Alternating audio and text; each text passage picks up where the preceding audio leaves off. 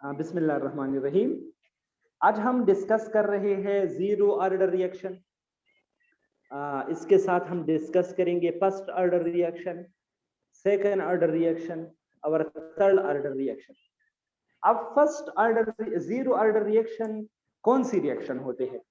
Basically they are reactions, ये ऐसी reactions है in which reaction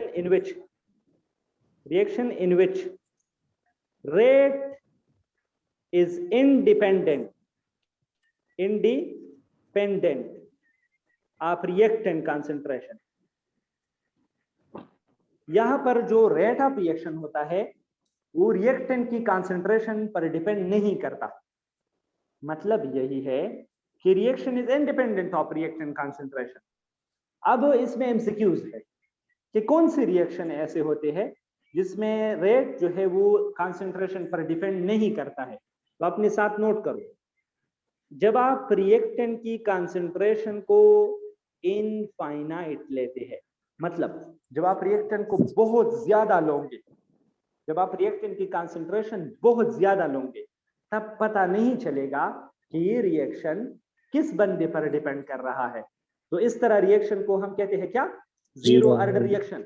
इसको हम कहते हैं क्या? Zero order reaction. अब ये फर्स्ट ऑर्डर रिएक्शन जो होता है, what is this? They are reactions in which rate of reaction depend on first power of reactant, first power of reactant। the reactant, ये रिएक्टेंट की फर्स्ट पावर पर depend करता है। ये रिएक्टेंट की किस पावर पर डिपेंड करता है? फर्स्ट पावर पर डिपेंड करता है।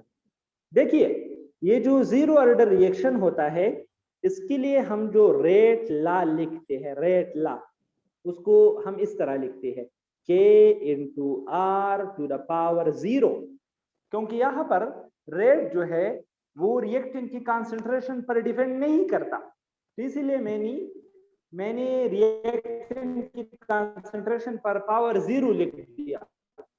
अब जो फर्स्ट रिएक्शन होता है, इसके लिए रेट ला जो है हम इस तरह लिखेंगे, rate is equal, here the rate of reaction is equal to the first power, is dependent on the first power of reactant। अब सेकंड ऑर्डर क्या होगा? सेकंड ऑर्डर यही है कि reactions in which rate of reaction depend on बोलो, on second power of reactants। यहाँ पर reactant की सेकंड पावर पर जो है वो रेट डिपेंड करता है। तो इसके लिए हम जो रेट ला लिखते हैं वो कुछ इस तरह हम लिखेंगे, rate is equal to K R to the power 2। यहाँ पर जो रेट ऑफ रिएक्शन होता है वो रिएक्टेंट की कंसंट्रेशन जो होती है उसके सेकंड पावर पर डिपेंड करेगा। और ये जो थर्ड ऑर्डर रिएक्शन होता है, यहाँ पे ये ऐसे रिएक्शंस है इन विच रेट ऑफ रिएक्शन जो है it's depend on third power of reactant. यहाँ पर जो रेट ऑफ रिएक्शन होता है ये रिएक्टेंट की कौन सी पावर पर डिपेंड करेगा? बोलो, माइक बंद हो।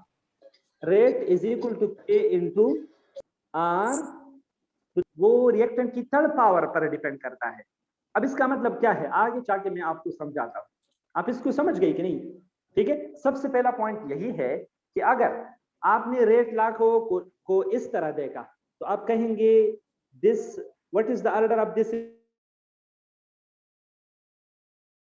रिएक्शन? तो आप बिलाशुबा,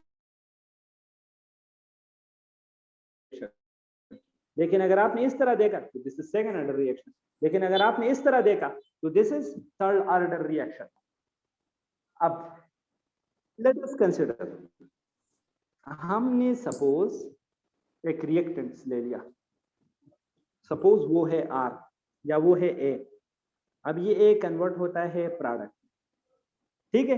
लेकिन बात यही है कि यहाँ पर जो रिएक्टेंट्स हमने ली है, जो A हमने ली है, दिस इज इनफाइनाइट, बहुत ज्यादा है, बहुत ज्यादा है। तो उसके लिए हम रेट ला कैसे लिखेंगे? बोलो, rate law is equal to K into A लेकिन ऊपर क्या लगाएंगे? जीरो लगाएंगे। जीरो।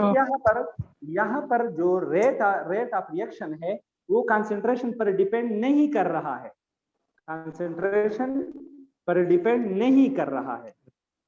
आप मेरी बात को समझ गए? अब उसके बाद चलो एक रिएक्शन लेते हैं और वो है ए और वो प्रोडक्ट दे रहा है, लेकिन इधर मैंने ये नहीं कहा कि ए इनफाइनाइट है, मैंने कहा ए, ठीक है? तो उसके लिए अब हम रेट लॉ कैसे लिखेंगे बोलो? Rate law will be equal to K A to the power 1। अगर लिखते हो तो लिखो, अगर नहीं लिखते हो तो हमें पता चल रहा है कि ऊपर 1 है। अब सेकेंड ऑर्डर रिएक्शन के लिए हम इक्वेशन दो तरह से लिख सकते हैं। कैसे? ये देखिए, एक बंदा है वो ए है और उस ए को हमने 2 मोल लिया है, ठीक है? तो इसके लिए हम रेट लॉ को लिखेंगे कैसे? शाबाश, rate law is equal to K A to the power 2।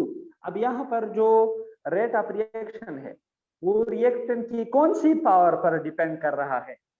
शाबाश, सेकंड पावर पर, इसीलिए सेकंड ऑर्डर रिएक्शन। या इसके लिए आप इस इक्वेशन को इस तरह भी लिख सकते हैं। सपोज हमारे साथ दो बंदे हैं, एक का नाम हमारे साथ क्या है? ए, ठीक है, और दूसरे का नाम हमारे साथ क्या है? बी, ठीक है? दोनों कंबाइन होके प्रोडक्ट दे रहे हैं। अब उसके लिए हम रेट लॉ क्या लिखेंगे? रेट लॉ के ए टू बी। आप समझ गए? अब इधर देखो, ये ए कितना है? 1 है कि 2 है? 1 और कितना है? 1। तो 1 और 1 को जब आप जमा करेंगे तो क्या बनेगा? Second order. साथ कि बेसिकली जो सेकंड ऑर्डर रिएक्शन होता है या तो वो एक रिएक्टेंट की सेकंड पावर पर डिपेंड करेगा या हमारे साथ बंदों की फर्स्ट पावर पर डिपेंड करेगा। आप मेरी बात को समझ गए कि नहीं? अब आते हैं किसकी तरफ? Third order reaction